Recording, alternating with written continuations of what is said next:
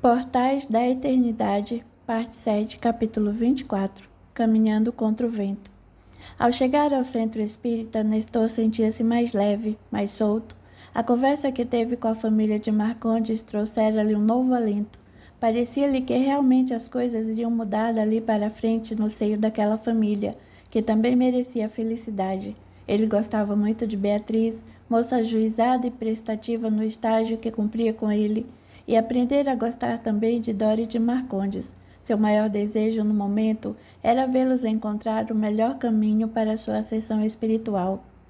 A sessão começou com a presença de um espírito que pedia ajuda e orientação.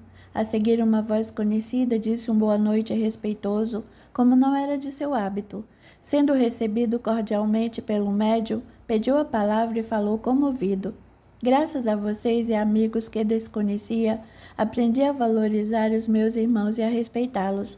Aprendi também que o mal que recebi de alguns deles foi uma reação ao mal que lhes fiz anteriormente.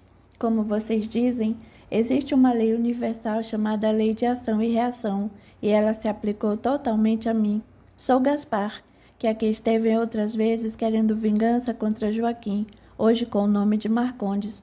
No entanto, espíritos abnegados fizeram-me ver que quem tudo começou iniciando um círculo vicioso fui eu mesmo, e que, portanto, recebi o merecido. Confesso que ainda sinto um arrepio quando me lembro da traição que sofri. Entretanto, sinto o mesmo arrepio quando me recordo de que agi da mesma forma com aquele que merecia o meu respeito e o meu amor fraterno. Tenho muito a melhorar em mim, pois estou apenas no início da minha regeneração, mas me proponho a usar de toda a minha força de vontade e de toda a minha aplicação para aprender o que ainda ignoro e aplicar na melhora da minha própria vida. Meu tempo se esgotou, tenho de partir, mas não sem antes agradecer a cada um de vocês que muito contribuíram para que a mudança começasse a se instalar em mim. Muito obrigado, muito obrigado. O agradecimento foi entrecortado por um choro de arrependimento. Nestor ainda teve tempo de dizer: siga em paz, irmão, e receba as nossas preces e o nosso amor fraternal. Já restabelecido, Marcondes estava convicto de que teria de mudar sua conduta. Queria igualmente retomar o trabalho no consultório, porém sentia-se tão envergonhado pelo que ocorrera que não encontrava coragem para reiniciar suas atividades. Foi Dora quem o estimulou a fazer uma visita de reconhecimento ao prédio onde tinha o consultório. Pela recepção que lhe fizesse o porteiro, ele poderia saber como tinha sido a reação dos pacientes. Instada por ele, a esposa o acompanhou. Quando lá chegaram e depararam com o porteiro, tiveram uma surpresa que deixou Marcondes extremamente preocupado.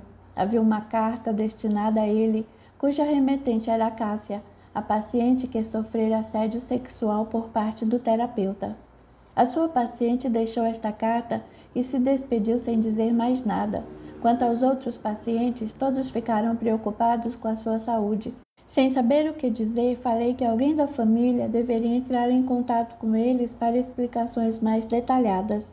Você fez bem. Minha esposa conversou com cada um deles. Obrigado. Bem, eu fico feliz por vê-lo de volta. O senhor recomeça hoje? Recomeço na próxima segunda-feira. Ótimo. Estarei, como sempre, aqui na portaria à sua disposição.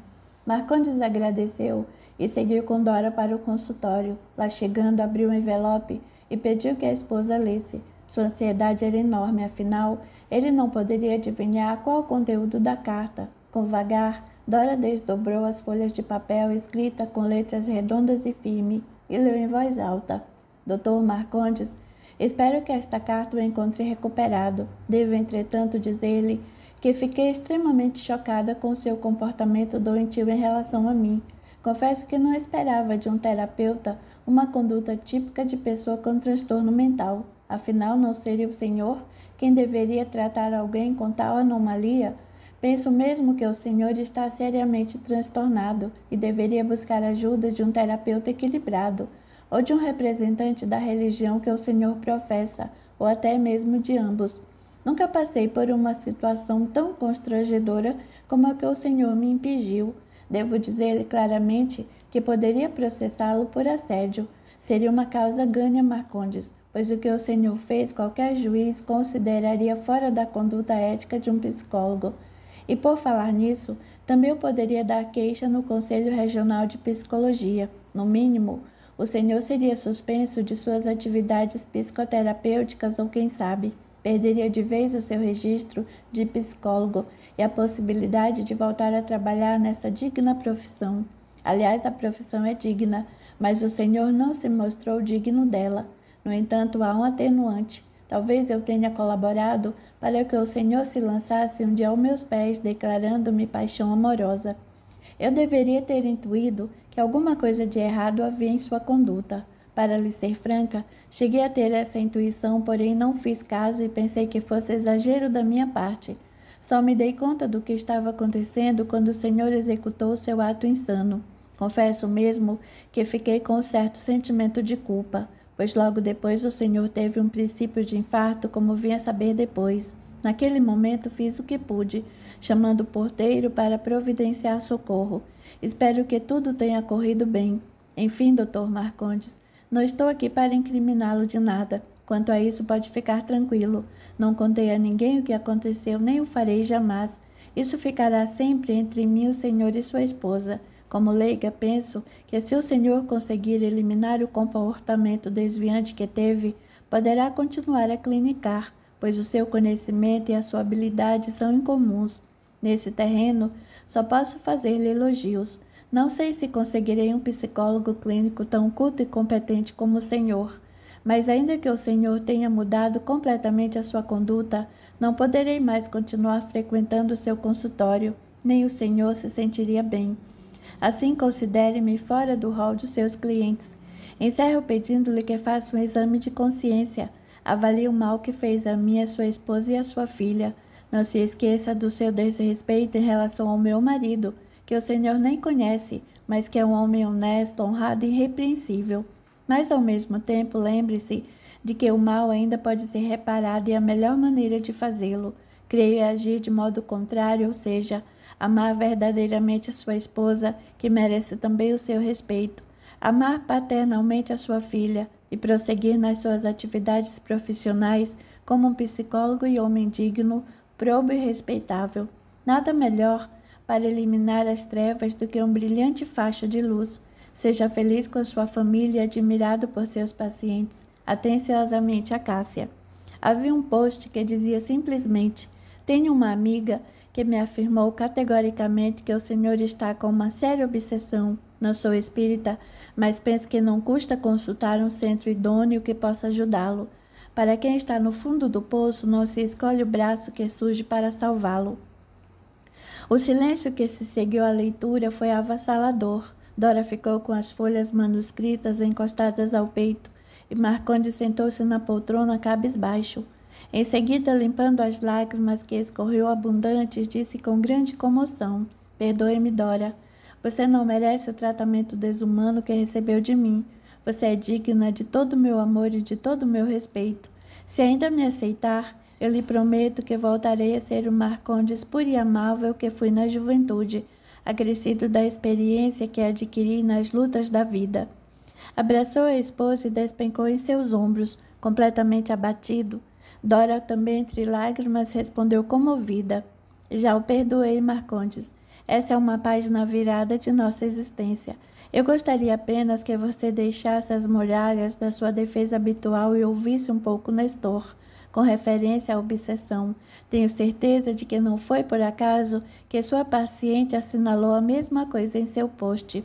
Marcondes deixou os ombros de Dora e fixou o olhar em seu rosto. Parecia pensativo. Ela esperou um pouco e, como ele nada disse, perguntou: então o que você me diz? Bem, você sabe que eu sou materialista, e para um materialista não faz sentido falar em espíritos obsidiando pessoas vivas. Sou estranho, não é mesmo? Entretanto, a Cássia falou algo que não posso negar. Se estou no fundo do poço, por que não ouvir pacientemente o que Nestor tem a me dizer, e também a Albertina? Espero que você escute realmente e procure levar em consideração o que lhe for dito. Não é apenas o cumprimento de um gesto burocrático automático, mas uma confabulação de que você fará parte afetiva. Deixe de lado suas armas e, com humildade, pondere sobre os argumentos de Nestor e Albertina. Não responda abruptamente às considerações que eles fizerem, desde que falem livremente. Depois, quando estiver só, pese bem o conteúdo que lhe foi passado e apenas mais tarde tire as conclusões. Isso não era bem o que Marcondes queria ouvir, mas sentia-se acuado diante de tudo o que ocorrera, de modo que não teve alternativa senão concordar com a esposa, prometendo-lhe fazer o que ela pedira. Entretanto, uma dúvida o assaltou e ele resolveu esclarecer logo. Dora, você se tornou espírita? Não, Marcondes, mas não posso negar que depois que se iniciaram os trabalhos, você mudou muito. Depois dos trabalhos de desobsessão, Nestor falou algo a respeito, mas vamos conversar com ele sobre esse assunto. Prometo-lhe que tudo será esclarecido. Está bem? E quando será essa conversa? Albertina me ligou, dizendo que hoje à noite estarão lá em casa. É melhor assim, não quero adiar esse encontro. Nesse dia, Marcondes entrou em contato com todos os seus pacientes, dando-lhes a notícia de que se recuperara e voltaria a atender a partir da segunda-feira seguinte. Em seu íntimo, porém, tremia ao pensar no desatino que cometera e que agora deveria estar banido de sua conduta como psicólogo clínico. Eram 7:30 da noite quando a campainha do apartamento de Marcondes soou. O coração sobressaltou-se. Estava esperando a visita do casal, mas quando notou que logo mais estaria ouvindo o que não quisesse, sentiu grande desconforto. Não dava, porém, para fugir da situação, de modo que aguardou a entrada dos visitantes. Depois dos cumprimentos, Beatriz e Ana anunciaram que iriam ao shopping, a fim de obter informações sobre planos para a aquisição de um celular. Não demore, Bia, disse Dora quase automaticamente. Mas nós não somos crianças, sossegue, não demoraremos muito. Depois de uma troca de palavras introdutórias, Marcondes, que já recebera a orientação de Dora, convidou Nestor para uma conversa sós em seu escritório. Foi este que iniciou o diálogo. Você está realmente bem, Marcondes? Sim. Conversei ontem com meu médico e recebi mais uma vez a excelente notícia de que não tenho mais nada. Porém, preciso tomar algumas precauções, nada que seja impossível de cumprir. Ótimo. E emocionalmente, como você se encontra? A pergunta soou estranha para Marcondes, pois lhe pareceu que o terapeuta fosse o juiz e não ele. Entretanto, não deixou de responder. Passei por uma vergonha muito grande, Nestor. Nunca me senti tão constrangido. O que mais me dói é que eu, sendo terapeuta, agi como um paciente desorientado. Devo confessar-lhe que ainda hoje, quando me dirijo à minha esposa, tenho a tendência a baixar os olhos por não poder encará-la como antigamente.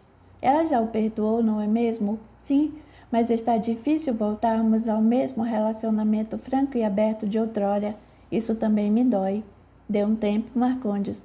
Você verá que tudo vai se ajeitar. É preciso, porém, que esteja vigilante. Poderá haver momentos em que, diante de uma mulher bonita, o desejo de conquistá-la volte com certa intensidade, e para que você saia vencedor, precisa estar preparado. No momento, não fique abatido, mas procure reconquistar sua esposa, e nada melhor do que o amor sincero para consegui-lo. Pode demorar sim, mas o seu relacionamento tornar-se ainda melhor do que já foi no passado. Espero que você esteja certo, Nestor. Não suportaria perder minha esposa e minha filha. Agindo de acordo com o que estamos conversando, tudo vai se ajeitar. Marcondes sentiu-se aliviado e, diante da acolhida fraterna de Nestor, fez a pergunta que guardava no peito. Dora falou-me a respeito do trabalho que foi feito em relação à minha pessoa. Você também já tocou no assunto, mas pode me dizer o que é realmente isso? Nestor, que já esperava pelo questionamento, ficou feliz em poder iniciar o seu esclarecimento. Eu já lhe disse, Marcondes, que, segundo a doutrina espírita codificada por Allan Kardec, somos espíritos imortais e, como espíritos, temos durante uma encarnação a tarefa de aprender e nos aprimorar continuamente por meio da reforma íntima. Entretanto, uma única encarnação não é suficiente para alcançarmos a perfeição que não é possível. São necessárias para isso inúmeras encarnações, e sempre que nos despojamos da nossa vestimenta carnal, vivemos um estado peculiar, denominado erraticidade. É o estado dos espíritos não encarnados que vive o intervalo entre uma e outra existência corpórea. Durante esse período, os espíritos aguardam a oportunidade de uma nova encarnação para dar sequência ao aprendizado e autoaprimoramento. Entretanto, há espíritos ainda presos às paixões terrenas que vagueiam pelas regiões próximas à Terra, ou mesmo com familiares, pensando às vezes que nem sequer desencarnaram. Outros que foram injustiçados, feridos, traídos ou perseguidos, partem ao encalço de seus desafetos para vingar-se, buscando insuflar-lhes pensamentos destrutivos que possam levá-los à sua ruína física e moral, tirando-lhes a saúde corporal e o equilíbrio mental. Foi o que aconteceu com você. Você está entendendo? Estou, mas é algo tão mirabolante que chega às raias das fantasias mórbidas de desequilibrados mentais. Perdoe-me, não estou ofendendo. Apenas digo o que penso sobre o que você acaba de me dizer. Para mim, falar em espírito perseguidor e vingativo é algo completamente fora dos parâmetros da razão. Entendo perfeitamente. Quero até mesmo fazer um parêntese em nossa conversa para perguntar-lhe: você é mesmo materialista? Até onde vai o seu materialismo? Assim a conversa fica melhor. A resposta é fácil. Creio que existe apenas a matéria. O ser humano é um composto orgânico e nada mais. Não existem alma, espírito ou mesmo Deus. Tudo é matéria, Nestor. O mais é fantasia de pessoas desavisadas ou mal intencionadas. Você quer saber até onde vai o meu materialismo? Vai até as raízes da doutrina materialista. O meu materialismo é radical. Ok, tudo bem, disse Nestor sorrindo. As coisas devem ser concretas. Sendo assim, convido a assistir a mais uma palestra na próxima terça-feira em nosso centro espírita. O palestrante é físico e aderiu à doutrina espírita há muitos anos. O tema é exatamente Espiritismo e Ciência. O que você acha? Para você não dizer que sou preconceituoso, eu aceito. Pelo menos é um cientista que estará expondo o tema. Penso que acompanharia suas palavras sem dificuldades, mas ainda que eu não creia no espiritismo, continue falando a respeito da obsessão, ou melhor, qual foi o trabalho que foi feito em relação à minha pessoa, como você afirmou, estou interessado. Nestor achou Marcondes mais maleável, mais flexível do que antes, gostou disso e apressou-se em responder. O que foi feito, na verdade, chamamos de cura da obsessão. Assim, ele explicou em detalhes tudo o que acontecera nas sessões, deixou claro que Gaspar, o obsessor de Marcondes, seguindo as orientações do médium e de seu mentor, houve por bem abandonar a sua sede de vingança. Isso significa que você está momentaneamente livre da obsessão. Digo momentaneamente porque sempre há espíritos de hierarquia inferior prontos para obsediar quem se sintonize com eles. Portanto, cabe exclusivamente a você continuar livre da interferência maligna de espíritos inferiores. Marcondes pensou um pouco e perguntou: e de acordo com a doutrina espírita, o que devo fazer para continuar bem? Fazer oferendas a algum tipo de espírito? Nestor riu e, com um leve toque no braço do Marcondes, respondeu: nada de oferendas.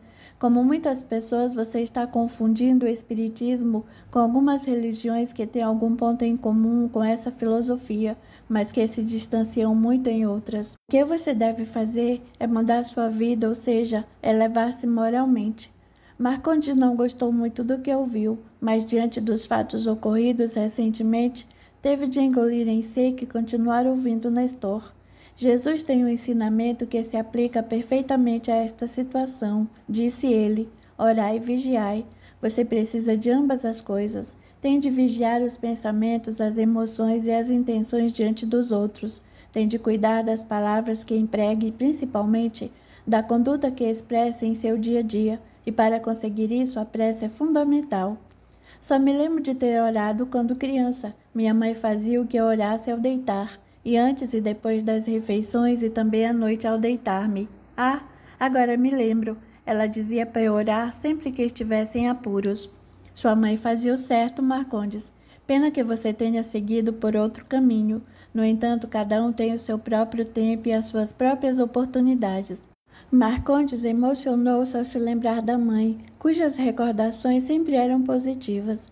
Nestor deixou que ele se recompusesse e continuou: bem, esse foi o tratamento que empregamos no Centro Espírita, Marcondes, e esta orientação que lhe dou para que continue tão bem como se apresenta hoje.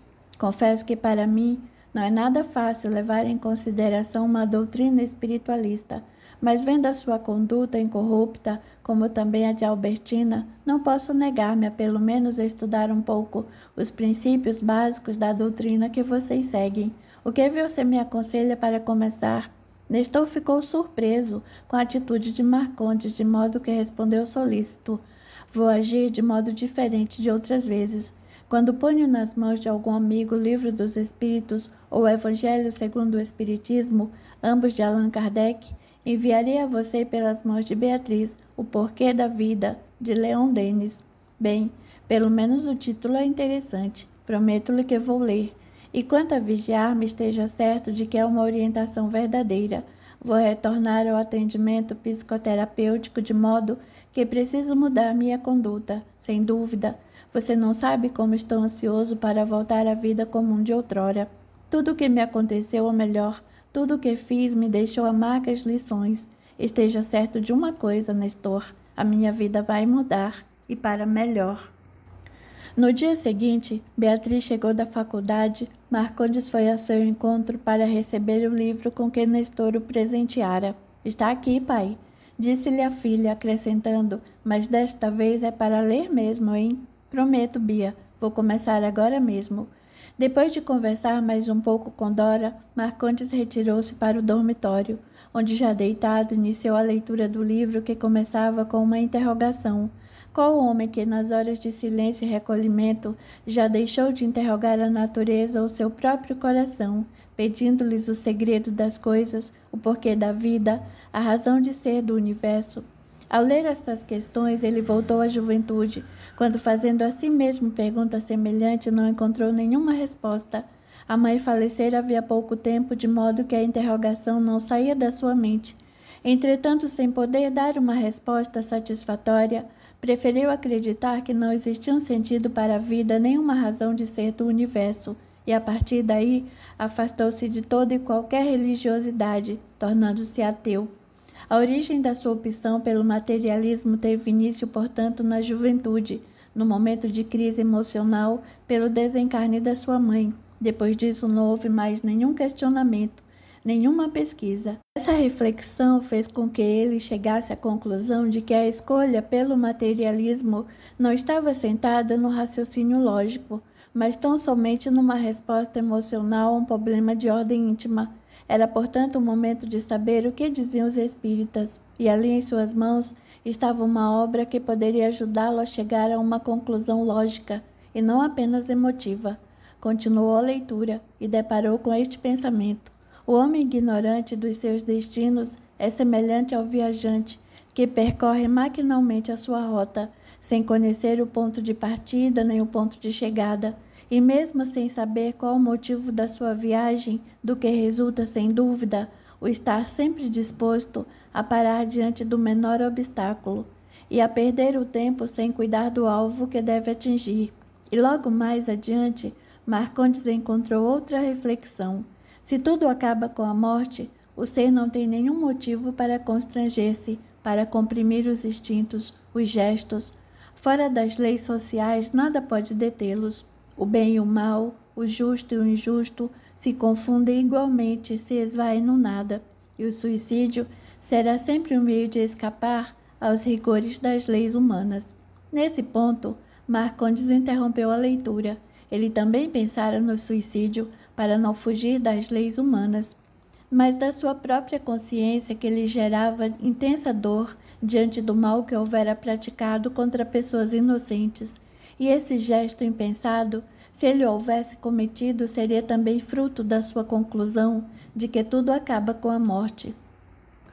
Na verdade, o pensamento límpido, lógico e objetivo de Leon Denis começava a colocá-lo contra a parede, pois ele não encontrava argumentos sólidos à altura para contestá-los. Interrompida a leitura, Marcondes ficou por muito tempo acordado, pensando seriamente em tudo o que lera até ali. As reflexões assentadas nos princípios defendidos pelo autor levavam a um ponto que ele gostava de evitar, mas para o qual sempre era chamado por suas reflexões, o sentido da vida. Para ele a vida não tinha nenhum sentido. Tudo o que acontecia era fortuito, casual. Marcondes fechou o livro e deixou para continuar no dia seguinte. Dora, notando a maneira abrupta como o marido colocou o livro no criado mudo, perguntou: alguma coisa errada? Este livro diz exatamente o contrário do que penso, Dora. É difícil fazer uma leitura serena e imparcial. O autor fala sobre o sentido da vida e eu penso que a vida não tem nenhum sentido. Ele ensina que participamos de duas naturezas, uma espiritual e outra material, ao passo que, para mim, o homem tem apenas uma natureza, a material, e vai por aí afora. Você não acha que é o momento de considerar o que os outros pensam? Marcondes percebeu, então, como vinha impingindo aos outros o seu modo de pensar, a sua visão de mundo. Dificilmente ele conseguia escutar o que o outro tinha a dizer. Habitualmente, cortava a frase do interlocutor pelo meio e dava logo seu parecer, mesmo sem ter conhecimento pleno da verdade que lhe era passada. Era preciso mudar, mesmo que não concordasse com o pensamento do outro. Deveria ler o livro até o fim. Depois procuraria Nestor para discutir sobre as suas concordâncias. Dora, você tem razão. Vou ler com paciência e tranquilidade. Depois converso com Nestor e digo o que penso. Assim, Marcondes deu um beijo em Dora e acomodou-se sob a coberta. Fazia muito tempo que ele não agia assim, de modo que a esposa ficou feliz por ver que, aos poucos, ele começava a voltar ao que era antes. E a grande esperança que ela conservava no coração era que ele fosse além, mudando também as crenças e valores. Na manhã seguinte, ele continuou a leitura do livro, tendo-a terminado no dia posterior. Várias anotações foram feitas para a futura discussão com seu amigo. No sábado à noitinha, o casal rumou para a casa de Nestor e Albertina, como haviam combinado durante a semana.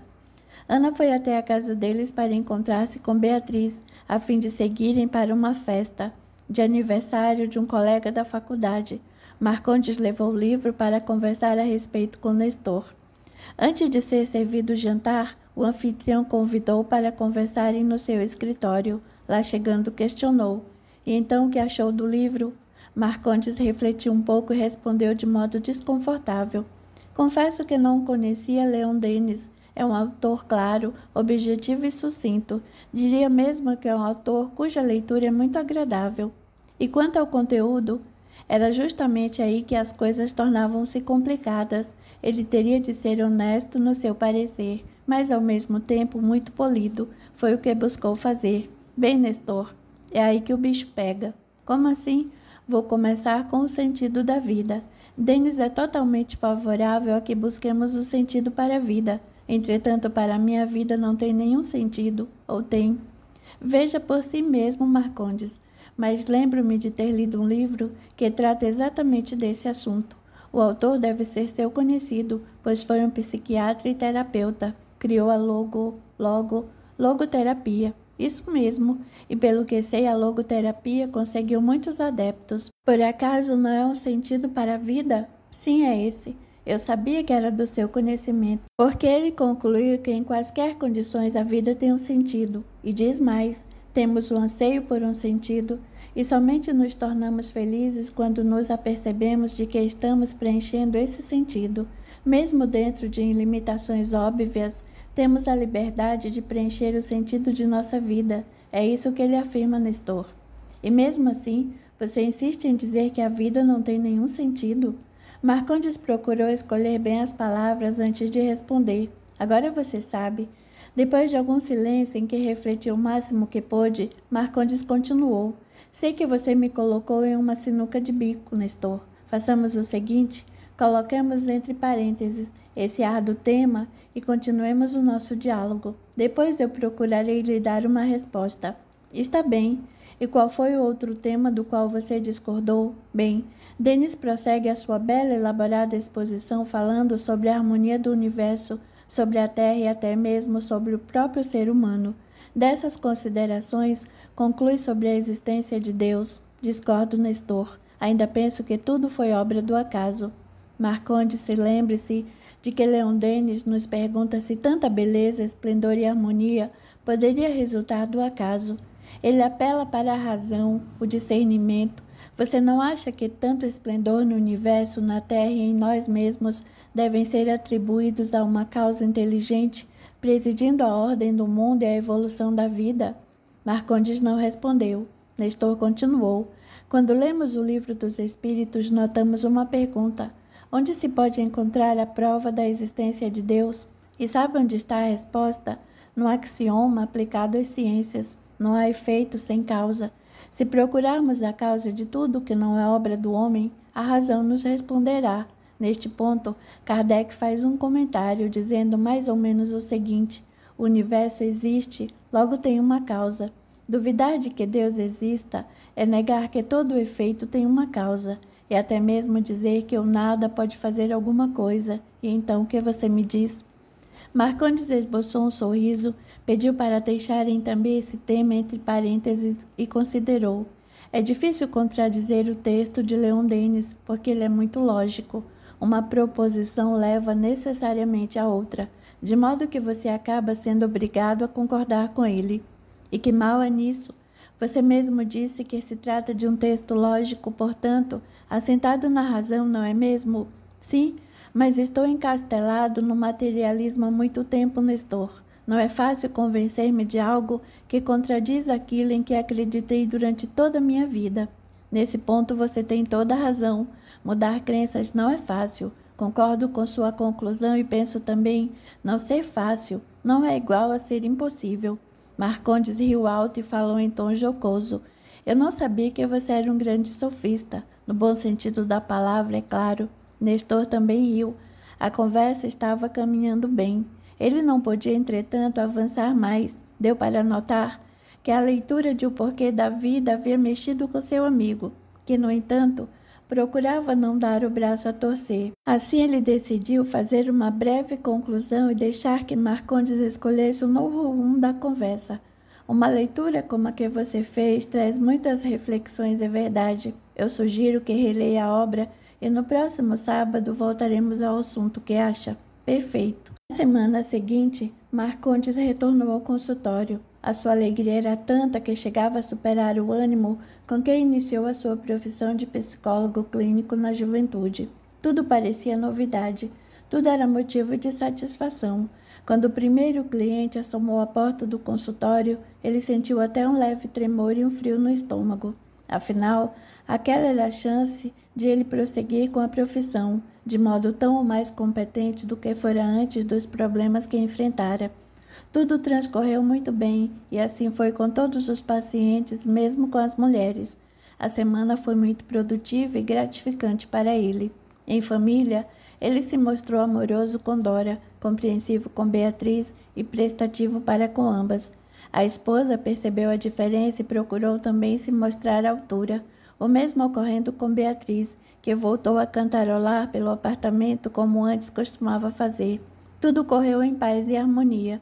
Marcondes não deixou de reler o livro em que fora emprestado por Nestor. Anotou algumas questões e deixou para discuti-las com seu amigo quando fosse ao seu apartamento.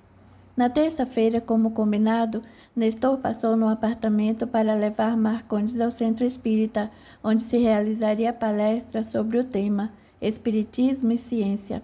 Da parte de Marcondes, não havia praticamente interesse, mas para não descumprir o prometido, surgiu com ele até o local. O palestrante era um físico, o que intrigou Marcondes, pois, segundo seu parecer, um cientista não deveria ter-se a temas como espiritismo, muito menos buscar uma conexão com a ciência. De qualquer modo, ele ouvira pacientemente o que fosse dito.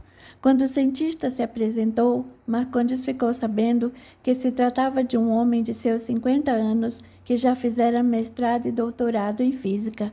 Sem tempo para outras reflexões, prestou atenção nas primeiras palavras do palestrante. O Espiritismo é uma doutrina com aspectos científicos, filosóficos e religiosos. A ciência espírita fornece subsídios para a reflexão filosófica, ou seja, os fenômenos espíritas provêem um material para as considerações da filosofia. Entretanto, o mais importante é o aspecto religioso da doutrina, pois o seu grande objetivo é a melhora moral do ser humano. Se Marcondes chegou a achar um exagero da parte do palestrante afirmar o caráter filosófico, científico e religioso do espiritismo, pelo menos ficou curioso para saber porque ele considerava esta doutrina uma ciência. Aliás, Nestor já conversara com ele a esse respeito. A palestra continuou diante de uma plateia numerosa e atenta. Se Marcondes ouvia atentamente as palavras do palestrante, também era tomado por duas reações intensas. Estava estupefato por ver à sua frente um físico falando sobre fenômenos que nunca tinham merecido a sua atenção, e por outro colocava em dúvida o que era afirmado, pois não lhe parecia verossímil. Entretanto, ao mesmo tempo, não lhe parecia que um orador daquele porte que ali estava se dedicasse a um tema tão desconfortável, segundo o seu parecer, se não estivesse convicto. Voltou a escutar as palavras do físico. Kardec sempre se postou ao lado da ciência, dos cientistas, dizendo mesmo que os tinha em grande estima, e ficaria muito honrado se fosse contado entre eles. Mas, ao mesmo tempo, teve a coragem de dizer: todo homem que faz uma especialidade, a ela se aferra com todas as suas forças. Tirai-o daí e o vereis quase sempre delirar, por querer submeter tudo ao mesmo crivo. É uma consequência da fraqueza humana. E afirma a seguir que consultaria de bom grado um químico sobre uma questão de análise, um físico sobre a força elétrica, um mecânico sobre uma força motriz, mas não tinha em melhor conta suas opiniões negativas sobre o espiritismo do que o parecer de um arquiteto sobre uma questão de música. Entretanto, senhoras e senhores, vários cientistas, despidos de preconceito, fizeram os seus próprios experimentos e concluíram pela veracidade dos fenômenos espíritas. Marcondes não sabia disso. Aliás, nunca dispusera de tempo nem interesse para saber algo a respeito da doutrina espírita, de modo que quando o orador falou sobre o preconceito dos cientistas, ele não pôde deixar de enfiar a carapuça, pois também sempre fora preconceituoso em relação ao espiritismo e às religiões em geral. Mas agora ele ouvia que o espiritismo não era apenas religião, mas também ciência e filosofia. Se ele quisesse ter uma visão correta dessa doutrina, precisaria conhecê-la melhor. O orador, nesse momento, falava exatamente sobre isso.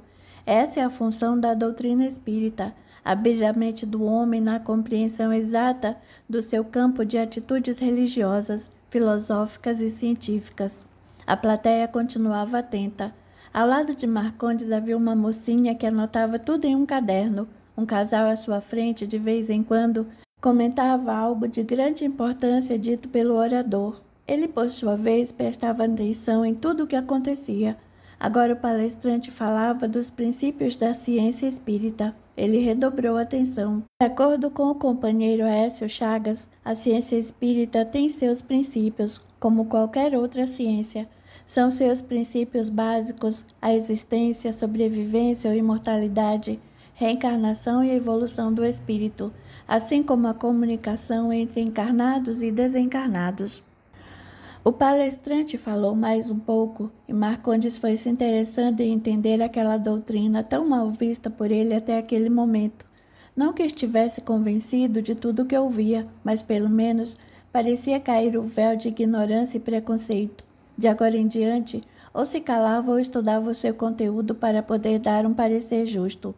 Foram as últimas palavras do orador. Enfim, a ciência espírita não prescinde da ciência oficial. Pelo contrário, quer caminhar ao seu lado passo a passo, porque não teme as suas conclusões e não lamenta os seus preconceitos. Muito obrigado. A plateia ovacionou o palestrante lentamente, começou a deixar o salão. Nestor fixou-se nos olhos de Marcondes e, sorrindo, perguntou: e então, qual o seu parecer sobre esta palestra? Estou numa situação difícil, Nestor. Por quê? O palestrante é muito comunicativo, tem recursos oratórios e detém um vasto conhecimento. Quanto a isso, meu conceito para a sua palestra é excelente. No entanto, ainda é difícil entender o espiritismo como ciência e filosofia. Até pouco tempo atrás, eu entendia como uma religião simplória e preconceituosa. Ao mesmo tempo, fica difícil crer num Deus justo e amoroso, na existência de espíritos e ainda na comunicação com eles. Gostei do que você me falou. Gostou? Como assim? Você também duvida? Não, não é isso. Gostei porque você não aceita tudo o que é lhe oferecido. Você questiona, busca avaliar sensatamente e só depois dá o seu parecer. O Espiritismo não procura seguidores a Lácio Marcondes, nem eu estou querendo convertê-lo a nada. Apenas lhe ofereço a oportunidade de enxergar a vida de modo diferente. Entendo e fico satisfeito. Kardec tem uma frase que se tornou lapidar. Fé inabalável é somente a que pode encarar a razão face a face, em todas as épocas da humanidade. Não somos partidários da fé cega, mas da fé raciocinada. Está aí a minha situação difícil, pois concordo plenamente com essa afirmação e com o que você disse antes sobre a fé raciocinada. Essa também é a minha posição. Dito desse modo, só faltaria eu dizer que concordo plenamente com a doutrina espírita, mas as coisas não são assim tão fáceis. Há empecilhos básicos, como os que ele disse há pouco. Isso, porém, não significa que eu não possa talvez um dia chegar a essa concordância. Lerei mais sobre o Espiritismo, prometo-lhe. Não deu tempo de Nestor responder, pois chegavam até eles Albertina, Dora e suas filhas. As garotas estavam entusiasmadas com a palestra e Dora afirmava que concordava com praticamente tudo o que fora dito. O clima entre as duas famílias estava muito bom. Quando saíram do centro espírita, marcaram um novo encontro no apartamento do juiz. Ventava forte, Marcondes não pôde deixar de dizer, fazendo menção à circunstância que estava vivendo: "Olha aqui, gente, estou mesmo caminhando contra o vento." Capítulo 25. Consagração. O dia dos votos perpétuos de Irmã Vitória das Chagas de Cristo, a antiga Ivete, finalmente chegou. Era um domingo de maio, em pleno outono. A temperatura pela manhã, quando se realizaria a cerimônia, estava por volta dos 20 graus. No coração da noviça, porém, passava dos 30. Ela acordou muito alegre e aproveitou para agradecer a Deus pela imensa oportunidade que se descortinava em sua vida, servir aos semelhantes. Era isso que ela queria. Ainda não estava certo o que iria fazer dali para frente, mas Madre Teresa lhe prometera que teria uma conversa na segunda-feira, a fim de traçar novos rumos na sua vida. Eram 8h30 da manhã quando o coral especialmente convidado iniciou a participação com uma peça barroca, situada entre o fim do século XVIII e início do século XIX, e que ficou perdida por muito tempo, tendo sido recentemente encontrada, uma verdadeira preciosidade. Tratava-se das Matinas do Menino Deus, do padre Jesuíno do Monte Carmelo, também pintor e escultor de renome. A harmonia entre os violinos, o órgão eletrônico e as vozes humanas era um convite à meditação. Irmã Vitória estava visivelmente emocionada. As cerimônias seriam presidiadas pelo bispo Dom Carlos Borromeu de Freitas, que fez questão de ter uma conversa particular com Madre Teresa e outra com a noviça, antes do início das solenidades. Certo de que fora constatada a verdadeira vocação de Irmã Vitória, foi com prazer que ordenou o início do cerimonial. Após a participação do coral, as cerimônias prosseguiram, cumprindo rigidamente os cânones da Igreja. Para Irmã Vitória, cada palavra ouvida tinha um significado particular naquele dia que ela considerava o dia mais importante da sua vida. No momento da homília, Dom Carlos pediu-lhe em tom coloquial para viver com os pés cravados no chão, na realidade do cotidiano, sem, no entanto, deixar de viver com os olhos voltados para o céu, e continuou dirigindo-se a todos os presentes: "Irmãos e irmãs, queremos, como Irmã Vitória, partir daqui esperançosos, felizes, decididos e estimulados para a missão que nos espera.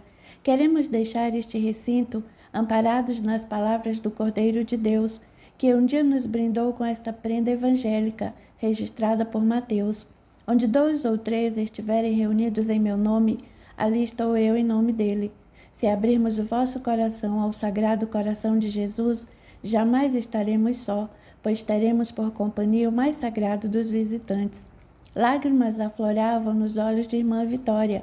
Nesse momento ela lembrava-se dos seus pais.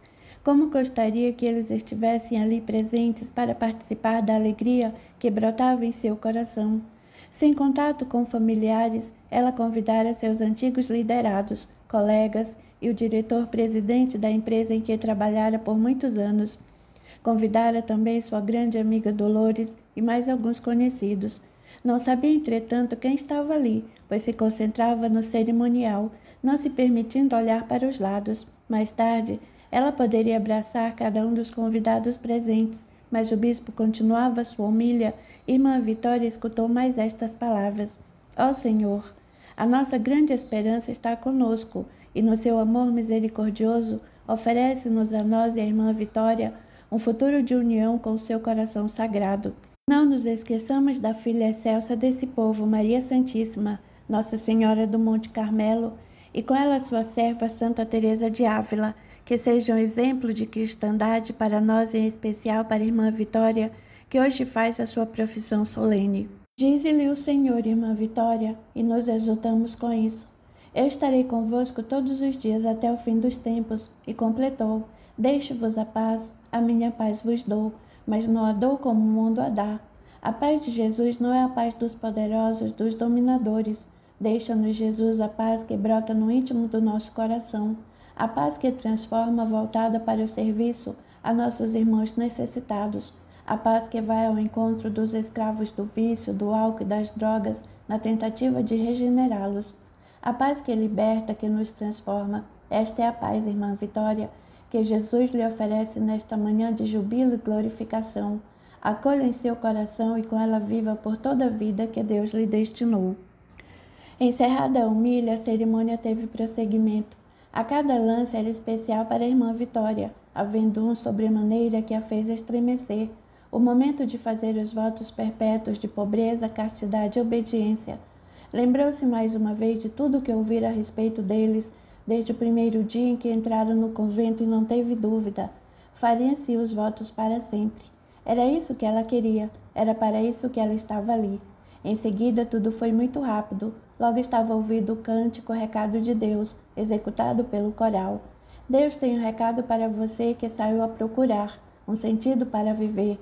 Ele está olhando para você, está chamando. Ela ouvira algumas vezes essas mesmas frases cantadas pelo coro das freiras, mas agora as palavras que elas encerravam parecia ter ditas especialmente para ela, que escutava com fervor, como se um coral de anjos ali estivesse para anunciar-lhe os cumprimentos de Jesus. Deixe o seu barco, deixe a sua casa para seguir os passos meus, para levar a boa nova, a verdade, proclamar e fazer brotar a vida. Quando se deu conta, as cerimônias estavam encerradas e o bispo já estava cumprimentando. A seguir, 2 auxiliares também a cumprimentaram. Em seguida, saudou-a efusivamente a Madre Superiora, tão alegre como nos velhos tempos em que Ivete ia visitá-la com frequência. Enfim, depois dos cumprimentos de toda a comunidade, irmã Vitória viu à sua frente a amiga Dolores, que chorava ao abraçá-la. Representando o corpo diretivo da empresa em que trabalhava estava o seu antigo chefe, e representando os funcionários dos antigos subordinados da executiva Ivete. Foram momentos de intensa alegria, em que passagens pitorescas já esquecidas foram relembradas, às vezes até com exagero, para melhor colorir a saudade que a irmã Vitória deixava no coração de cada um. Quando foi anunciado o almoço festivo, o diretor e os funcionários desculparam-se e se despediram. O mesmo fizeram os conhecidos que ela convidara e que se fizeram presentes durante a cerimônia. Dolores, porém, fez questão de participar da última parte das solenidades do dia, sentando-se de frente à irmã Vitória. O almoço transcorreu com muita alegria e risos contidos das freiras. Ao término, Dolores despediu-se da amiga, prometendo visitá-la de vez em quando. Encerradas as atividades, irmã Vitória recolheu-se em sua cela. Havia muito a pensar sobre tudo o que vivera naquela manhã e início de tarde. Dali para frente, deveria viver de acordo com o lema de oração e trabalho. Foi nesse momento que se lembrou da época em que era postulante e ouviu irmã Ernestina dizer-lhe emocionada: Jesus mora em nosso convento. Ele é o centro e a razão de viver de cada uma das nossas irmãs. Basta que você tenha olhos de ver para certificar-se de que ele está vivo, presente e atuante no dia a dia desta comunidade. Na manhã seguinte, Madre Teresa a chamou para conversar. Como você está? Muito bem. E sua vida futura começa hoje, agora. Eu a conheço há alguns anos, não é mesmo? Sim, madre, desde os tempos em que eu estava fora do convento, pois você vai voltar para o mundo. Irmã Vitória deu um sobressalto. Voltar para o mundo? O que Madre Teresa queria dizer com isso? Como ela poderia voltar para o mundo se acabara de consagrar-se a Deus? Madre Teresa olhou bem para os olhos de irmã Vitória e disse: "Por que você ficou assim tão pálida? Nós não estamos na clausura, temos um pé no claustro e outro nas ruas." "É verdade, madre. A senhora tem toda a razão, mas como estou há alguns anos enclausurada, a palavra mundo me assustou." "Não precisa assustar-se, irmã Vitória. O que quis dizer é que você vai matricular-se no mestrado de administração escolar." Irmã Vitória sentiu um frio na região do plexo solar. Será que ela ouvira bem? Mestrado? Administração escolar? Você acha que não tem condições? Não é isso. É que eu não esperava por essa notícia. Ficou decepcionada? Não, madre, de modo algum, mas fiquei assustada, mesmo querendo fazer o mestrado. Madre Teresa riu, segurou o braço de irmã Vitória e disse: "Você notou que desde que entrou nessa sala só teve um tipo de emoção, o medo? Desculpe." "Não se desculpe, alegre-se. Você quer servir os semelhantes, não quer?" "Sim, madre." "Então comece estudando um pouco mais. Você é culto, inteligente, é graduado em administração, já administrou uma parte importante de uma grande empresa. Por que não fazer o mestrado?" "É verdade, a senhora tem razão, mas o mestrado já deve ter se iniciado, estamos em maio."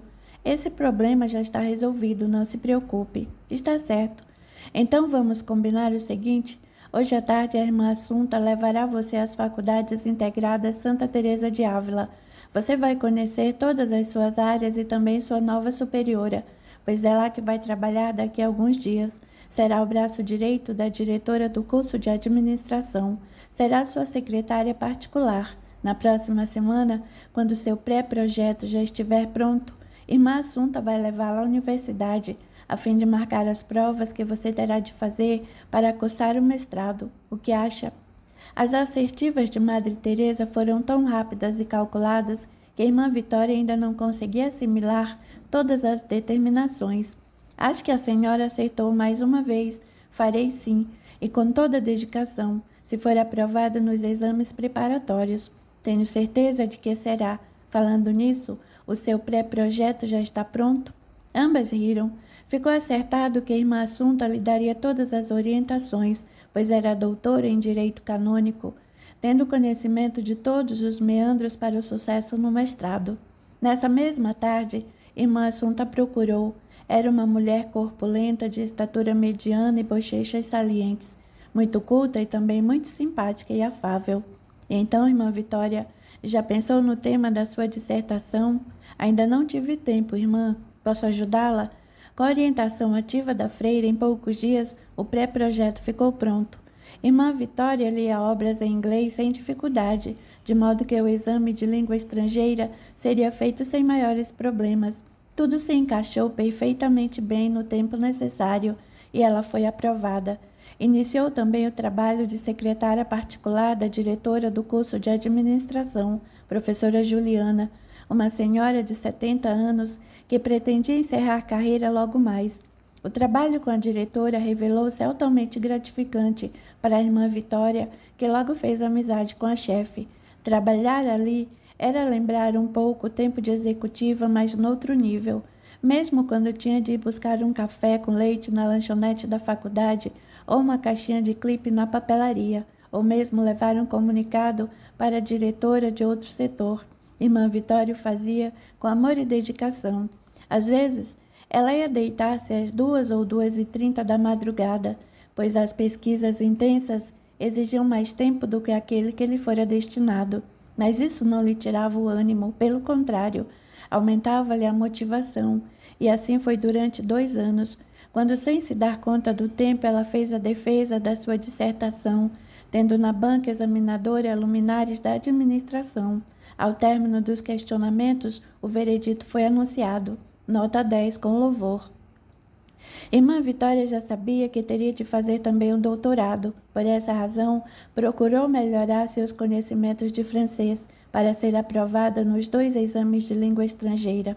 Foi também aprovada e iniciou um novo ciclo altamente motivada.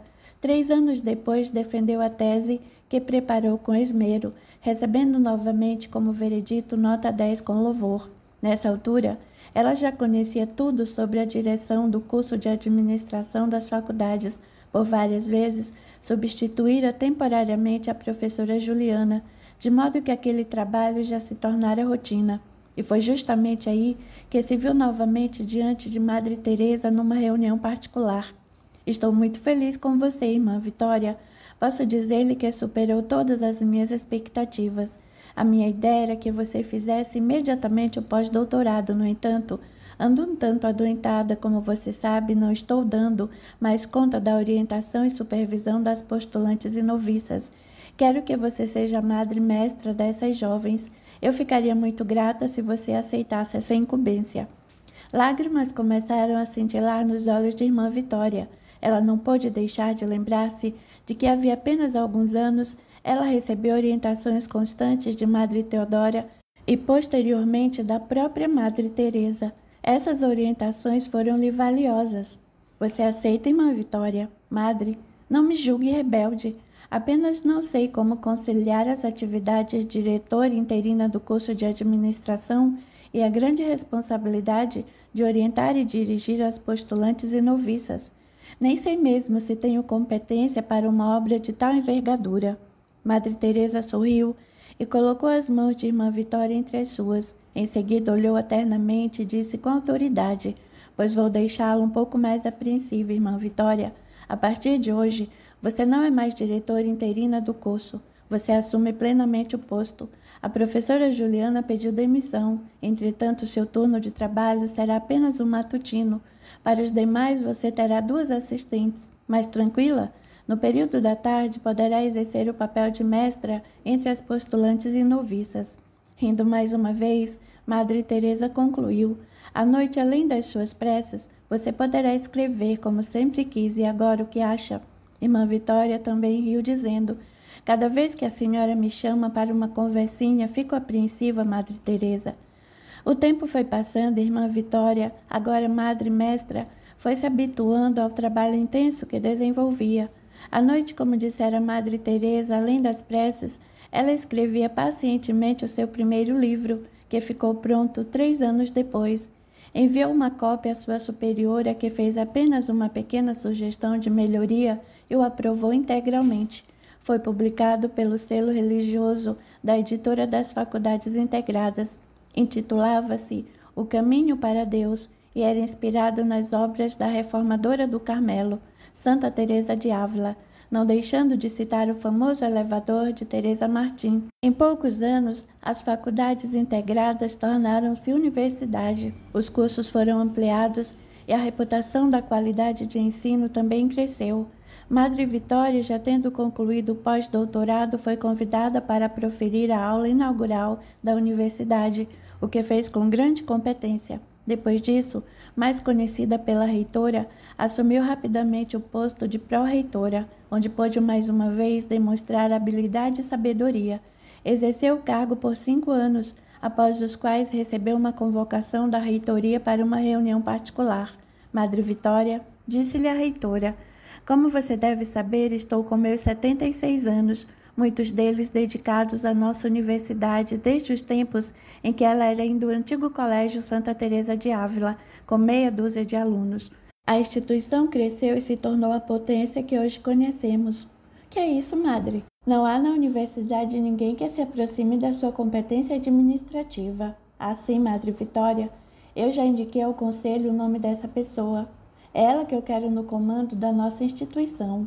Apesar da inteligência fulgurante, Madre Vitória resvalou pela ingenuidade ao dizer: esteja certa, madre, que eu conversarei com os conselheiros que conheço para que aprovem a pessoa indicada pela senhora. A reitora riu e, dando um toque no braço de Madre Vitória, disse: pois bem, a pessoa escolhida é você. Madre Vitória quase desmaiou de susto. Seria brincadeira da reitora? Não creio que seja a pessoa mais adequada para esse posto magno. Poderia citar pelo menos uns 4 ou 5 pessoas mais competentes que eu.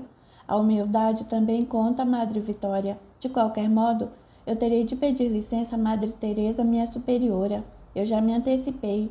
Ela não só concordou, como me congratulou pela escolha. A partir daí, Madre Vitória mostrou-se uma competente ímpar para tocar todos os assuntos chaves da universidade.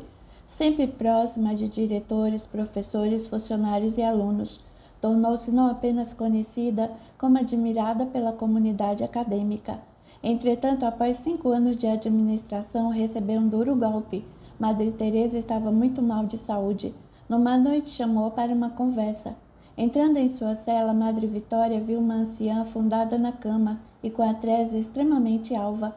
A figura de sua superior e melhor amiga chocou-a. Entretanto, buscou mostrar serenidade e a cumprimentou com alegria. Madre Vitória, tenho pouco tempo de vida. Por essa razão, vou diretamente ao assunto.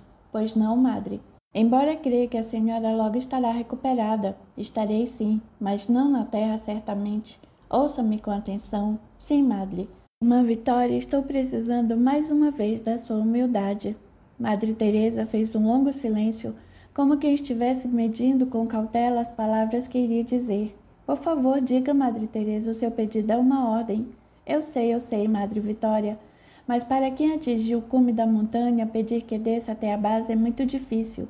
No entanto, não há ninguém que, como você, possa dirigir a nossa comunidade, no momento em que mudanças drásticas deverão ser feitas e decisões austeras precisarão ser tomadas. Eu a convido a assumir a administração do nosso convento como Madre Prioresa. Já obtive o aval das instâncias superiores, de modo que depende apenas de você. Tudo parecia girar à frente de Madre Vitória.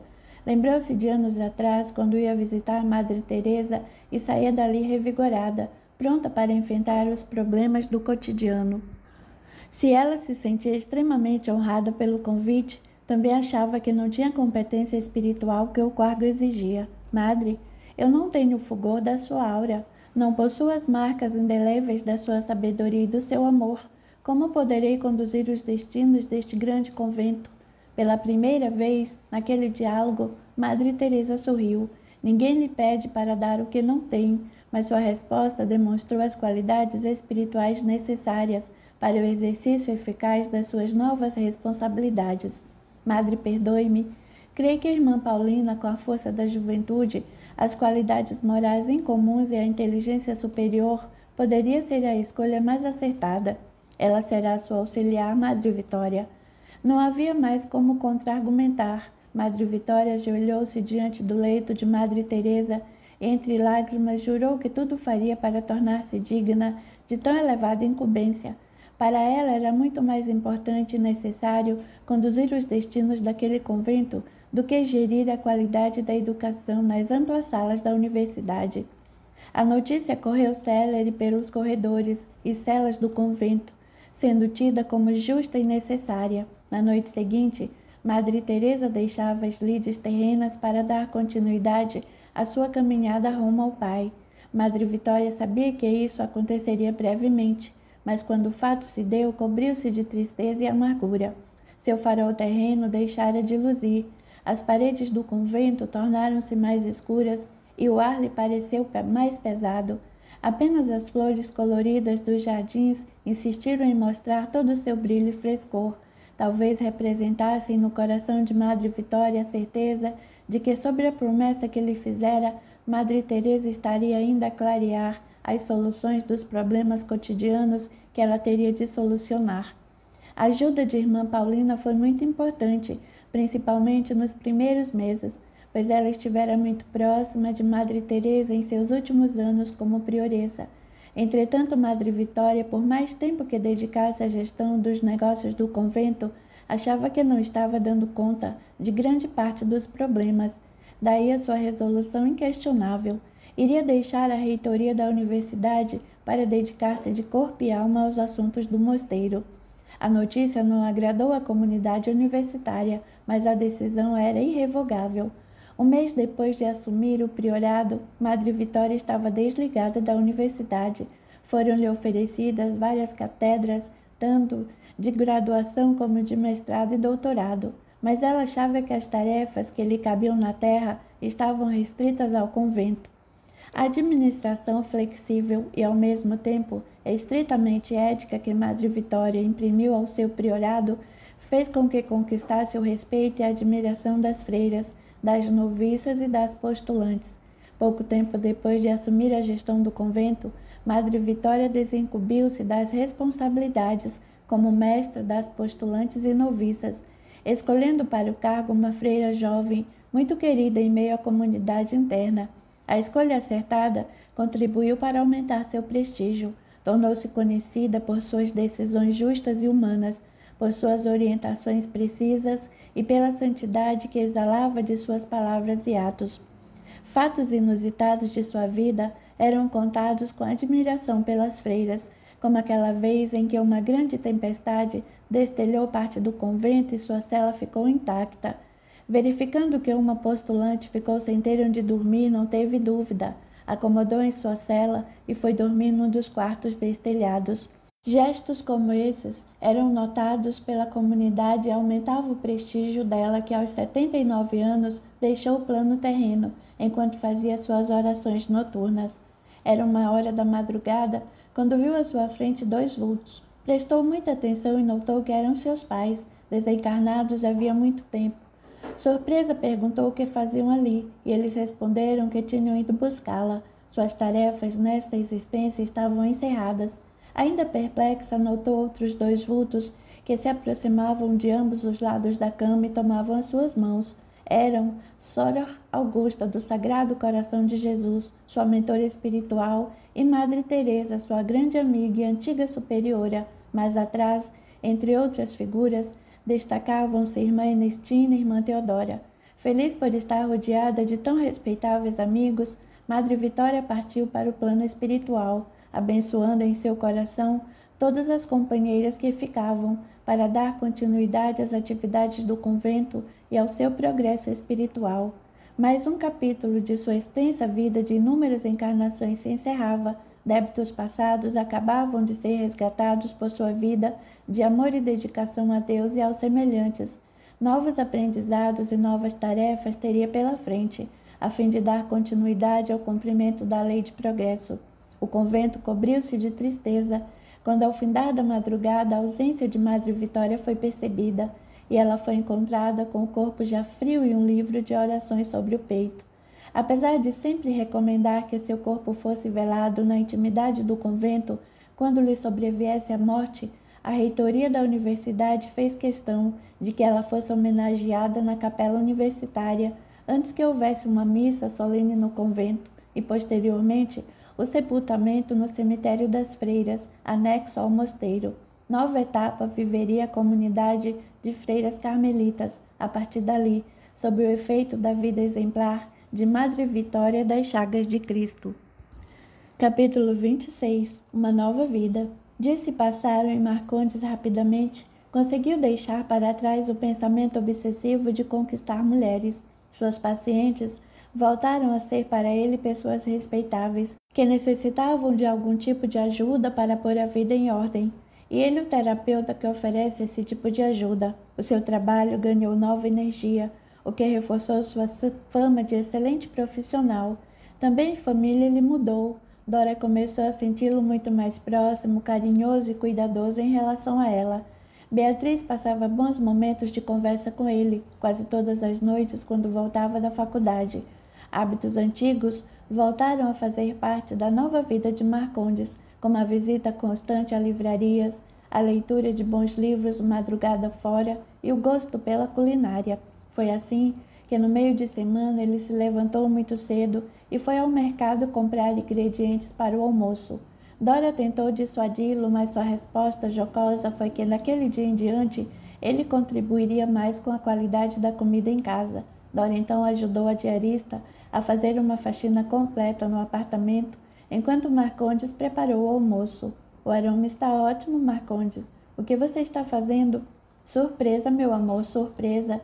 Eu só deixo você saber o que entra na receita. Cebolinha, salsa e louro. Ah, assim não dá para saber. Então eu vou dizer. Vou fazer mussu para todo mundo. Mussu? Que é isso? Na hora certa ficará sabendo.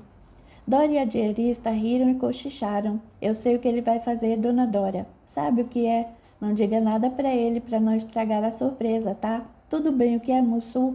É peixe do mar. É o que chamam aqui de namorado. Não diga nada ao Dr. Marcondes. Como Marcondes sabia que Beatriz excepcionalmente iria almoçar em casa, pois seria dispensada do estágio na parte da tarde, fez um prato que ela adorava, peixe, ou melhor, namorado assado. Acompanhava o prato principal arroz à grega e farofa. Ele comprou também um vinho para completar a receita, dizendo que era para tomar em apenas um copo. Beatriz preferiu água tônica e limão. Todos adoraram a surpresa e Dora pôde ficar mais tranquila, pois o marido realmente estava voltando ao que foi seu início de casamento, alegre, atencioso e muito amigo. Obrigado, pai. O almoço não poderia ser melhor. Você merece muito mais, Bia. Eu não poderia ter uma filha melhor. O elogio foi sincero, tão sincero que lágrimas afloraram aos olhos de Marcondes, que, disfarçando, fez um brinde em homenagem a Dora, Bia diarista, que achou aquele gesto o máximo. No consultório, as coisas entraram nos eixos mais rápido do que ele poderia supor. Era com grande alegria e satisfação que ele se dirigia para lá todas as tardes. Também releu o porquê da vida de Leon Denis, assinalando mais uma vez passagens que achava sobremaneira duvidosas, mas de qualquer modo, essa releitura foi mais fácil e tranquila. No sábado seguinte, foi com Dora ao apartamento de Nestor e Albertina. Ana foi com seu novo namorado e um amigo buscar Beatriz para ir em uma festa de aniversário. Cuidado, rapaziada, disse Marcondes. Nada de bebedeira, quem vai dirigir? Eu, Marcondes, respondeu Ana. Eu não bebo e fico de olho no meu namorado. Nós não passamos de 2 latinhas de cerveja, não é, Jorge? Disse o namorado de Ana. É verdade, doutor Marcondes, disse o outro. Eu sou fraco para beber, por essa razão não passo de 2 latinhas. Quer saber de uma coisa? Às vezes prefiro uma tônica com limão. O bom mesmo dessas festas é o papo que rola entre a gente. Tudo bem. E quanto a você, Bia? Você sabe que não bebo, fique tranquilo. E concluiu rindo. Se Ana vai ficar de olho no Augusto, eu vigiarei Jorge de perto. Tudo bem, mas não cheguem tarde hoje. Em seguida, os 4 se retiraram e o casal seguiu para o apartamento dos amigos. Como é bom recebê-los em casa, disse Nestor de braços abertos. Depois dos cumprimentos, instalaram-se na sala de estar e uma conversa animada teve início. No apartamento de Nestor e Albertina, a conversa também fluiu naturalmente. Marcondes mostrou-se mais aberto e aceitou ler o livro dos Espíritos que Nestor colocou em suas mãos. Esta é uma nova tradução, está mais condizente com a língua portuguesa atual. Como você é bastante racional, vai gostar das respostas dos espíritos superiores às questões levantadas pelos médios, que por sua colaboração participaram da codificação espírita. Dora, que já estava lendo o mesmo livro, concordou com ele. Eu sou suspeita para falar alguma coisa. Adoro esse livro. Depois disso, a conversa mudou para assuntos da atualidade, concentrando-se num dado momento no tema da pena de morte. Marcondes apressou-se em dizer que era favorável. Sou a favor da pena de morte, porque esses bandidos acham que detêm a impunidade, podendo fazer o que bem entenderem. Querem saber de uma coisa? Já existe pena de morte no Brasil contra nós, que somos cidadãos incorruptos e cumpridores dos deveres para com o Estado. Concorda, Nestor? Você está certo num ponto. Os marginais não têm nenhuma consideração para com suas vítimas, levando-as à morte sem nenhum constrangimento. Isso é verdade, mas não sou favorável à pena de morte. Esta posição é também do Espiritismo? Perguntou Marcondes. Esta é a posição do bom senso, Marcondes. A duração que teve ter uma existência não é da alçada de nenhum homem. Quantos desencarnamos, entramos no estado que se chama erraticidade, em que damos continuidade ao nosso aprendizado, ao mesmo tempo em que se determinam as condições da nossa próxima encarnação, inclusive a sua duração. Eu posso viver ainda 15 anos, como pode ser que desencarne amanhã. Esse prazo foi determinado pela espiritualidade superior, durante o período em que aguardava para reencarnar. Se eu tinha mérito para isso, eu mesma escolhi esse tempo. No entanto, a maior parte dos espíritos ainda não atingiu esse nível evolutivo, de modo que espíritos incumbidos dessa tarefa determinam o prazo de existência do espírito que vai reencarnar. Como você vê, se eu tiver de viver ainda 12 anos nesta encarnação, ninguém tem o direito de encurtar esse prazo, nem mesmo eu. Vistas deste modo, as coisas ficam complicadas, mas há 2 questões que lhe escaparam. Primeiro, A doutrina espírita, ao ser contra a pena de morte, não está sendo conivente com o crime? Segundo, será mesmo que tudo isso que você disse é verdade? Ou seja, essa história de espíritos, comunicação, reencarnação, não é apenas um conjunto de elucubrações mentais sem nenhum fundamento científico? Dora não gostou do modo um tanto irônico como foram colocadas as questões. Marcondes, você não está sendo insolente? Albertina apressou-se em responder. Não, Dora. Ele tem dúvidas e cabe ao Nestor eliminá-las. Desculpe se pareci grosseiro, disse Marcondes enrusbecido. Nestor, percebendo o embaraço, comentou. Você está certo, Marcondes. Não há necessidade de se responder a essas duas questões. Não me considero um sabe-tudo, nem tenho procuração do espiritismo para dar as devidas respostas. No entanto, sem sair da doutrina, tentarei responder. O espiritismo, sendo contra a pena de morte, não está sendo conivente com o crime, porque há outros tipos de sanção além da pena de morte. Ou seja, dentro da nossa legislação há outros tipos de pena que podem ser aplicadas, dando oportunidade ao criminoso de regenerar-se. Eu sei que você pode contra-argumentar, afirmando que na situação em que se encontra o sistema carcerário isso é praticamente impossível. É verdade, mas isso não nos dá o direito de encurtar a existência de alguém. Ignoramos os desígnios divinos, Marcondes. Quando matamos alguém, na verdade, colocamos-nos na posição de Deus. Você tem razão, respondeu Marcondes, mas eu entendi o que você disse. O espiritismo é contra a pena de morte por suas próprias razões, mas não é contra a aplicação de outras penas previstas em lei. Todavia, Nestor, eu vou colocar uma pedrinha em seus argumentos. Há defensores da pena de morte que a fundamentam na lei natural de seleção. Não é isso altamente razoável em se tratando de criminosos incorrigíveis? À primeira vista, parece mesmo, Marcondes. No entanto, há aqui uma dificuldade extrema, talvez até mesmo uma impossibilidade. Como diagnosticar um delinquente é mesmo incorrigível? Além disso, a pena de morte acabaria por ressuscitar antigas penas vingativas. Quando, em nome da defesa social, matava-se um delinquente taxado de incorrigível. Marcondes ficou olhando para Nestor. Em seguida sorriu e concordou com o raciocínio do amigo, que pegou o livro dos espíritos, abrindo em determinada página. Em seguida disse: Kardec pergunta aos espíritos superiores se a pena de morte desapareceria algum dia da legislação. Sabe qual foi a resposta? Ouça. A pena de morte desaparecerá incontestavelmente. Em sua supressão, marcará um progresso na humanidade. Quando os homens estiverem mais esclarecidos, a pena de morte será completamente abolida da terra. Marcondes nada comentou, apenas tamborilou os dedos na poltrona e aguardou que o juiz lesse mais alguma coisa. Nestor continuou. Lerei apenas mais uma pergunta de Kardec. Jesus disse: quem matar com a espada morrerá pela espada. Não são estas palavras a consagração da pena de talião e a morte imposta ao assassino? Não é a aplicação daquela pena?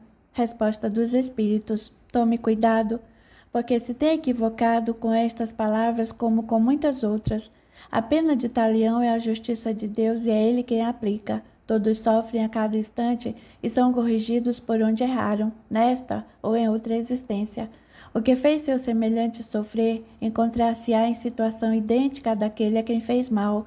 Tal é o sentido das palavras de Jesus. Também ele disse: perdoai aos vossos inimigos, e ensinou a pedir a Deus que perdoe nossas ofensas como houvermos perdoado, isto é, na mesma proporção em que houvermos perdoado. Albertina partiu dizendo: Marcondes, quando os espíritos falam da pena de talião, estão também se referindo à lei de causa e efeito, segundo a qual nós colhemos de acordo com o que plantamos. Melhor dizendo, o que estamos vivendo hoje é fruto do que fizemos no passado. Assim, quem faz uso da pena de morte contra criminosos está gerando no presente consequências muito graves no seu futuro, nesta ou noutras encarnações. Como se costuma dizer, somos livres para plantar o que bem entendemos, porém somos obrigados a colher os frutos que essas sementes tiverem gerado. Dora, que até aquele momento ouvira em silêncio, interveio. Marcondes, penso que as colocações dos nossos amigos foram bem claras. O que você acha? Concordo com você. São argumentos sólidos, racionais. Pelo menos por enquanto estou satisfeito. Está respondida a primeira questão. A segunda creio que seja mais difícil. Imperturbável, Nestor deu início à resposta. A segunda questão é se o que estamos dizendo não passa de elucubrações mentais, sem nenhum fundamento científico. Você se referia à existência de espíritos, à nossa comunicação com eles e à reencarnação, não é isso? Exato. Então vamos lá. O conteúdo da doutrina espírita Marcondes, fruto de uma revelação, foi muito estudado, desde que Kardec, na segunda metade do século XIX, realizou suas pesquisas com as mesas girantes. A partir daí, livros foram escritos, dando testemunho da veracidade da existência dos espíritos, da sua comunicação com os vivos e da paligênese, que é a doutrina de renascimento de cada indivíduo em existências sucessivas. A revelação espírita é uma prova incontestável da possibilidade de nos comunicarmos com o chamado mundo dos mortos. Na verdade, nós, que estamos hoje no mundo dos vivos, seremos amanhã os espíritos que poderão comunicar-se com aqueles que aqui estiverem. Isso, Marcondes, você já ouviu na palestra a que assistiu na Casa Espírita. A conversa continuou animada, e quando Marcondes e Dora deixaram o apartamento do casal amigo, levaram um livro e uma pequena relação de outros que relatavam pesquisas sobre a reencarnação e a comunicação com os desencarnados.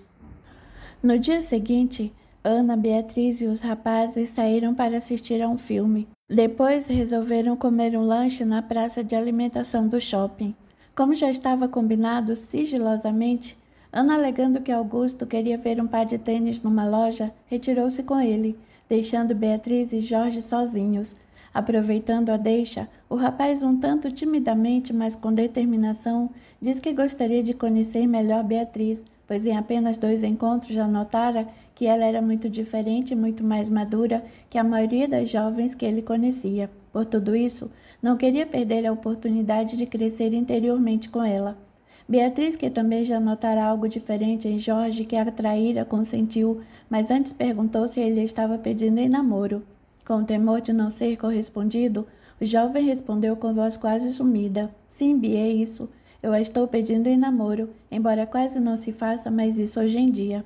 Com muita seriedade, mas também com grande alegria interior, Beatriz respondeu, olhando nos olhos de Jorge: "Eu prefiro mesmo que haja o pedido de namoro, a fim de que fique tudo muito bem esclarecido e com responsabilidade por parte de ambos. Eu aceito seu pedido." Jorge sorriu satisfeito, pegou nas mãos de Beatriz e disse com emoção: "Esteja certa de que eu a respeitarei sempre e agirei com responsabilidade. Quero muito você próxima a mim, Bia. A partir de hoje você faz parte da minha vida." Ia dizer mais alguma coisa, porém Augusto e Ana já chegavam, aguardando uma notícia otimista. Foi Ana que, vendo Jorge segurar as mãos de Beatriz, logo perguntou sem cerimônia: "Então, boas notícias?" Beatriz, com um sorriso tímido, ficou sem saber o que dizer. Antes que pudesse articular alguma frase, a própria Ana respondeu: "Já sei, vocês estão namorando." Foi Jorge quem confirmou: "É isso aí, hoje sou o homem mais feliz do mundo." "Que romântico!" falou Augusta em tom de brincadeira. Ana congratulou-se com os dois e, depois de mais alguns comentários, disse que estava com fome. Lancharam, conversando sobre o filme, sobre a faculdade e, é claro, sobre o novo par de namorados. Quando a moça chegou à casa, já à noite, Marcondes estava lendo em seu escritório e Dora assistiu um programa na TV. Após conversarem por alguns minutos, olhando bem para a filha, que se mostrava com uma alegria incomum, Dora intuiu que alguma coisa acontecera de bom. "Como você está alegre hoje, Bia? O que aconteceu de tão positivo que a deixou assim? Certamente não foi só o filme." Beatriz queria guardar segredo por mais alguns dias, mas diante da insistência da mãe, e como era muito apegada a ela, resolveu contar o que ocorrera. "Pois é, mãe, eu estou namorando." "Namorando? E posso saber com quem?" "Claro, com aquele rapaz que esteve aqui ontem à noite e veio me buscar hoje à tarde." "Qual é mesmo o nome dele?" "Jorge." "E você o conhece o suficiente para estar namorando?" "Nós começamos o namoro justamente para nos conhecermos melhor, mas posso dizer que, em comparação com os rapazes que conheço, tanto na faculdade como no estágio, ele está muito acima. É uma pessoa respeitosa e muito responsável. Bem, eu espero que você esteja certa, mas tome muito cuidado. Há rapazes que aparentam seriedade no início do namoro e depois se revelam o inverso de tudo o que demonstraram. Vira essa boca pra lá, mãe. Jorge não é desse tipo. Tudo bem, mas todo cuidado é pouco. Marcondes, que ouvira as vozes de Dora e Bia na sala, deixou o escritório e foi ter com a filha. Dora aproveitou-se da situação e perguntou à filha: "E então, você não vai contar a novidade ao seu pai?" Um tanto sem jeito, Beatriz juntou forças e disse, procurando demonstrar tranquilidade: "Pois é, pai. Lembra-se do rapaz que você conversou rapidamente ontem à noite? Aquele que estava com Ana e seu namorado? Ele mesmo. O que houve? Começamos a namorar." Marcondes, com uma pontinha de ciúme, perguntou como quem não estava acreditando. "Namorar? Assim tão depressa?" "Ele é muito especial, pai. Eu não poderia deixar passar a oportunidade. Ele me pediu em namoro e eu aceitei." Antigamente, as jovens eram mais recatadas e cautelosas. Esperavam um bom tempo até admitirem que estavam interessadas no rapaz. "Como você sabe que ele é uma boa pessoa?" Beatriz não perdeu a oportunidade de cutucar o pai, dizendo: "Você não é psicólogo? Não lê em seus olhos aspectos da sua personalidade?" Marcondes percebeu que a filha estava tentando tornar a situação mais amena e respondeu rindo: Não notei, mas vou aplicar-lhe um teste de personalidade." Dora riu e entrou na conversa. "Fique tranquilo, Marcondes. Eu estarei de olho na Bia e no Jorge." "Isso, no Jorge. Está bem. Mas tenha juízo, Bia. Mais tarde eu e sua mãe gostaríamos de conversar a respeito." "Que exagero! Vocês sabem que eu sou ajuizada e, como já disse, Jorge é uma pessoa bem educada e de bons princípios." O namoro de Beatriz e Jorge foi motivo de muitos diálogos em família. Afinal, pai e mãe zelavam pela integridade moral da filha. Era verdade que ela já tivera 2 ou 3 namorados anteriormente, mas alguma coisa dizia tanto a Dora como a Marcondes que agora a situação era mais séria. Quanto aos 2 jovens, estavam vivendo um novo mundo de descobertas pessoais. Os diálogos eram constantes e fugiam muitas vezes dos temas superficiais dos namorados. "Você me diz que não segue nenhuma religião, mas e quanto a Deus e a Jesus?" Jorge pensou um pouco e respondeu: "Eu creio num Deus, criador de tudo o que existe. Uma espécie de arquiteto do universo, como dizem os maçons. Creio que seja justo e amoroso, mas, sinceramente, vendo as calamidades que ocorrem todos os dias no mundo, às vezes fico em dúvida a esse respeito. Quanto a Jesus, também conheço pouco. Sei que ele é considerado filho de Deus, mas não dizem também que todos nós somos filhos de Deus? O seu pensamento está expresso no Evangelho, não é mesmo? Parece-me que ali ele diz muita coisa que nós deveríamos seguir. Como já lhe disse, às vezes até leio algumas passagens desse livro, mas conheço pouco a esse respeito para poder falar com autoridade." "Gostei da sua sinceridade, Jorge. Eu também tenho certezas e dúvidas. Até certo tempo atrás eu me considerava católica, embora não acompanhasse muito os rituais do catolicismo e também não pensasse muito nisso." Beatriz fez uma pausa, olhou por sobre os ombros de Jorge e ficou pensativa. O namorado esperou um pouco e, vendo que ela permanecia em silêncio, perguntou: "Você considerava-se católica e agora não se considera mais? Pois é aí que as coisas se complicam." "Como assim?" "Depois que passei a fazer estágio com o Dr. Nestor, aprendi algumas ideias novas que me deixaram em dúvida sobre o conhecimento que eu já possuía." "Ele a está deixando confusa?" "Eu diria que no bom sentido, sim." "Augusto não me fala muito dele. Que religião ele segue?" Beatriz pensou em como dizer, pois ao falar do espiritismo com algumas pessoas notava certo ar de preconceito. Qual seria a reação de Jorge? "Ele é espírita." Jorge começou a rir e a fazer brincadeiras. "Espírita? Eu não acredito que um juiz do trabalho possa ser espírita." Beatriz franziu a testa, fez uma cara de poucos amigos e respondeu: "Por quê? Até você, Jorge." "Até você o quê? Não é nada disso que você está pensando. Ele é espírita cristão kardecista. Dá para entender? E qual é a diferença? Você não acabou de falar que o Evangelho traz grandes lições para nós, pois o espiritismo praticado por Dr. Nestor é o que ele chama de cristianismo redivivo. Desculpe a brincadeira, não fique brava comigo. Eu não estou brava, estou confusa, pois aprendi mais com ele do que com o que me dizia antigamente minha mãe sobre religião. Então não há motivo para ficar confusa, é que ao que parece, estou me tornando espírita também. Jorge, com seu modo travesso, riu e disse abraçando-a: sendo espírita, católica, evangélica ou budista, eu amo do mesmo jeito, Bia. A partir daí a conversa tomou o rumo normal dos diálogos entre jovens. Falaram sobre os problemas na faculdade, sobre os amigos Ana e Augusto, sobre bandas de rock e MPB, assim como onde iriam no próximo fim de semana. De outras vezes, a conversa seguiu para o futuro. O que você pretende fazer quando se formar, Jorge? Meu pai prometeu montar um consultório completo e, como já estou adquirindo experiência com o veterinário com quem trabalho, penso em iniciar imediatamente no local escolhido. Sei que no começo não terei clientes, mas pretendo, com meu pet shop, atraí-los para o consultório. Eu não acredito. Isso é que é pai e mãe. E você?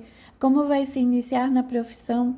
Estou tendo todo o apoio de meus pais e do Dr. Nestor. O que estou aprendendo no estágio vai além da minha experiência inicial. Pois bem, assim que for aprovada no exame de ordem, começarei a trabalhar num grande escritório de advocacia, como advogada júnior.